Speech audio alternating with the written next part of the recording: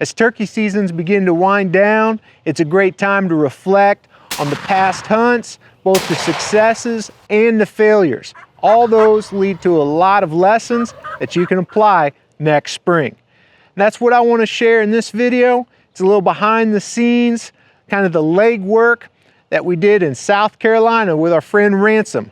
We went in the day before turkey season opened, did a lot of scouting, and I want to share how we scouted and how it ultimately ended with fresh turkey meat on the ground. Here in South Carolina with our buddy Ransom. Tomorrow is opening day of turkey season and we're doing a little scouting. This is one area, it might be on our books, we'll see. What we got going on here, Ransom? Yeah, it's a place that we timbered a while ago. We recently burned it about 3 weeks ago. And the turkeys have been roosting kind of all around the food plot, working their way up into the food plot. And then we've caught them on camera kind of all out here in the middle. So we built a blind, we raked it out so we can get in here with no noise, but they've been pretty consistent up here. And they always like this high ground to sit and gobble and see if they can get some of their girlfriends to come visit them.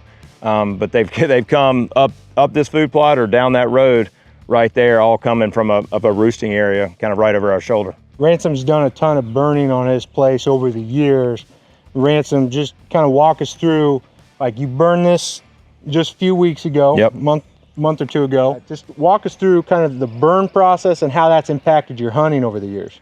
Yeah, it's been great. I think I was telling you earlier, the first time we ever burned this part of the property, we burned it late, like March 30th or something, and the burn was still smoldering, and I killed a bird opening morning right out of that tree. But they had walked right through the burn. There was a big group of hens and 2 toms, pushing them, and I was lucky enough to kill the lead tom. And but this was still burning. And this year when we burned, I put the trail camera back up. I hadn't been gone an hour, and I got a picture of a hen and a longbeard in this food plot. Wow. So literally they walked through, their feet were probably a little bit warm because, it was still smoldering all around us. Of course, turkeys love those fresh burns. The fresher, the better, because it exposes all those insects. It's great for bugging. And then as new native vegetation comes up, of course, they can go in there and feed, and there's also insects in there. So it's great habitat. And then you've got other areas that have been in the burn rotation, yep. But you didn't burn this year. That's right. And that's great nesting habitat. So burning is a huge part of Ransom's success over the years. I think we were kind of counting it up this morning, thinking maybe 30 turkeys or yep. Something like that you've harvested off this property in just the past few years. So Ransom's done a great job. So we're going to keep on scouting, see what we find. Hopefully we find some good sign, get a plan together for tomorrow morning. A few days ago, Ransom was out doing a little scouting before I got here. What did you find up on this point, Ransom? Yeah, this is the high point. We've killed several birds up here. There's actually a blind right over there at that tree. The problem is birds roost right around here. So if you're walking up the hill and out in the food plot, you're kind of shadowing, silhouetting yourself. So it's tough to get up here in the mornings, but I did see a bunch of scratching and they've continued to, freshen it up. So the birds are up here. We've had a trail camera and seen them up here.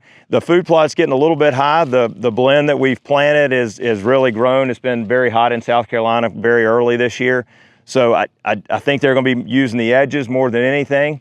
But it's a great place for them to be in the mornings and gobbling and trying to, let the hens know where they are.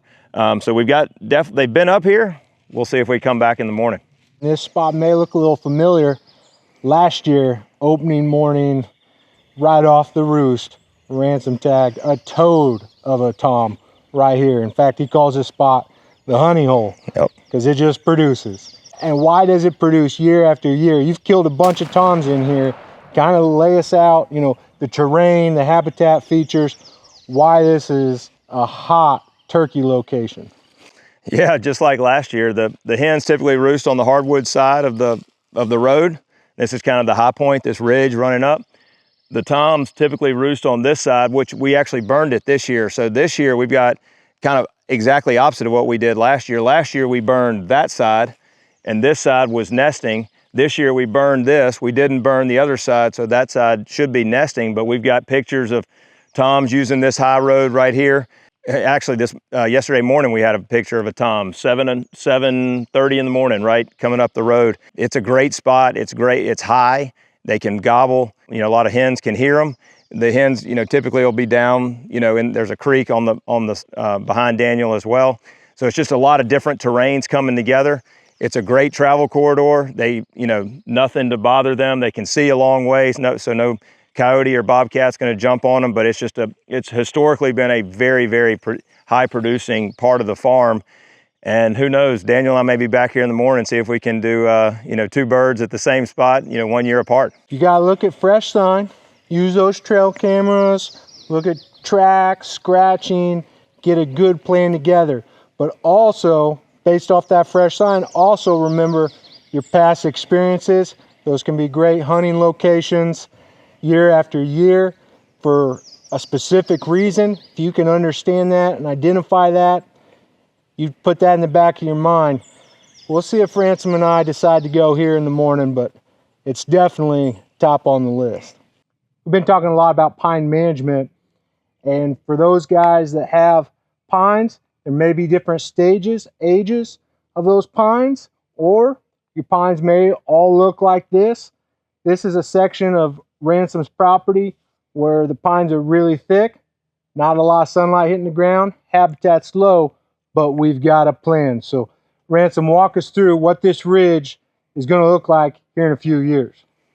Yeah, so we were hoping to get these pines thin, but the pine timber market is just not where we need it to be. So instead of just continuing to wait and wait and wait, we're going to come in and create about a 3-acre food plot in here. So we've got the crew ready to go, and as soon as turkey season's over, they're going to come in and push all these pines up, and you know, we're going to end up burning them. That way we can go ahead and just drill immediately into it. So drill some soybeans or something like that just to hold the dirt from erosion, and then we'll go and plant plant a blend this fall. But the decision we made was we're not going to continue to wait, because food is a limiting resource on our farm by far. It is the limiting resource. So putting a 3 or so acre food plot in here will give us some more food. It won't solve the problem, but it will be helpful. And we're just not going to wait any longer. And unfortunately, I don't see the pine market recovering anytime soon.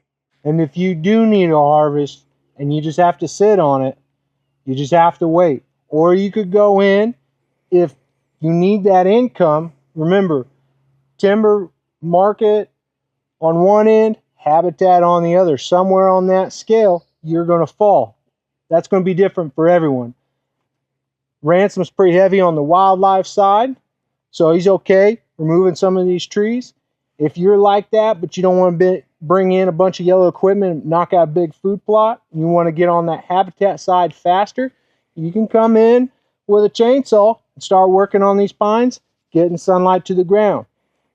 So no matter where you're at, you've got some decisions, you have options, depending on whether you can move wood, if you want to put a new food plot in, but getting sunlight to the ground is key, whether that's a food plot or native habitat. All right, came down in this bottom, got a really nice setup here based on the habitat. Ransom did a burn over here, got really good habitat. Kind of tell us what's going on in this bowl and what you're thinking. This may be a spot where we start off tomorrow morning. Yeah, this all used to be timber. Really, the only open area was right there. And we've obviously, they use this as a logging deck, so we turned it into a food plot. Birds have roosted traditionally on that hill right over there. Actually, my daughter and I were hunting last year, and we had birds that were roosted in these trees right around us. So clearly they like this area. It's nice for them to strut. The grass is nice and low. We've got a Moultrie camera over there, and we've seen birds on it early in the morning, call it 7:30, 8 o'clock. And then last night, we had a bird that was right over on the pond over there. We believe he's working this way. He did this morning. He didn't come all the way over here because we didn't get a picture of him, so he must have turned around and gone the other way. But one of the things Daniel and I were talking about is if they're roosting over there and we go to the food plot that's up on top of that ridge, you're getting in mighty close to them. So I think we're concerned that you bust them if you do that. So one of the things we've done is Heath, who owns the property with me, made this blind. It's always a great blind to set up, especially early in the morning. I know the sun's facing you, but it's a real good early morning spot. It's dark, it's cool, and then we have the whole, whole strut zone for them to come out into. We believe that one of the birds is working this road. How far he comes, we don't know. Hopefully with a little soft calling or some motivation, we can get him out in front of us, out in front of the Winchester. And road systems are great. It's almost like those travel corridors for those big bucks, you know, running during the rut. These roads, it's easy for those toms to just take off and go if they need, and they can see long ways. They can be listening. There's a lot of good things, you know, kind of camping here by a road. If things are quiet in the morning, we're just kind of in a natural travel corridor, if you will. So let's see what happens. Ransom scouting and understanding of the property from past hunts and understanding how turkeys use the habitat all came together opening morning, and Ransom tagged a big old South Carolina tom.